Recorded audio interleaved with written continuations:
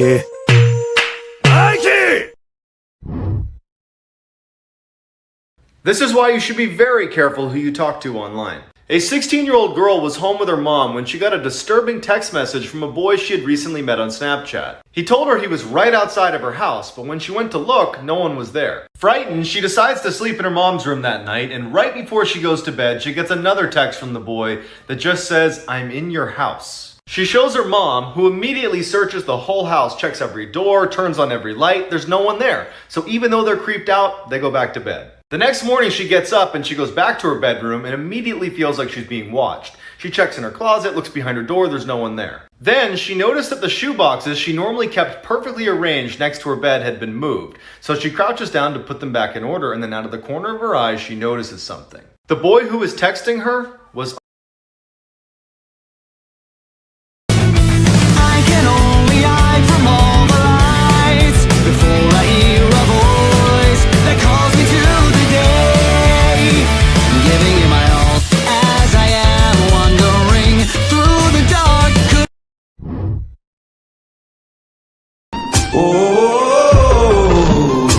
stranger.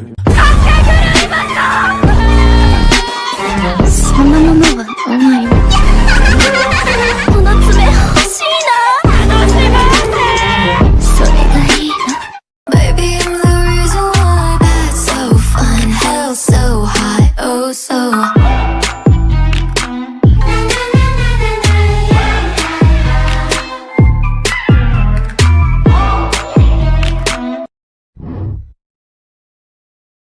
When this video is over, you're going to Google 3 words. In 2013, a Canadian college student was traveling alone through California when she decided to spend the night in a notoriously sketchy hotel in Los Angeles. When she didn't check in with her family that night, they actually called the police, and the police discovered that she was missing. And then the hotel released some insane footage of her in an elevator. As soon as she steps into the elevator, she presses all the buttons and then starts hiding in the corner, and then starts poking her head out of the elevator into the hall over and over again, as if looking for someone that was chasing her, but there's nobody in the hall. Then, inexplicably, she stands right in the threshold of the elevator and starts flashing her hands around like crazy, and then runs away, and it's the last anybody sees her alive. It wasn't until a few weeks later, when residents at the hotel noticed a foul taste in their water, that they discovered her body floating in the water tanks on the roof. They ruled her death an accident, but that means she would have had to get onto a locked roof, climb a 10-foot-high water tank without a ladder, open a heavy lid, and wriggle inside the tank on her own.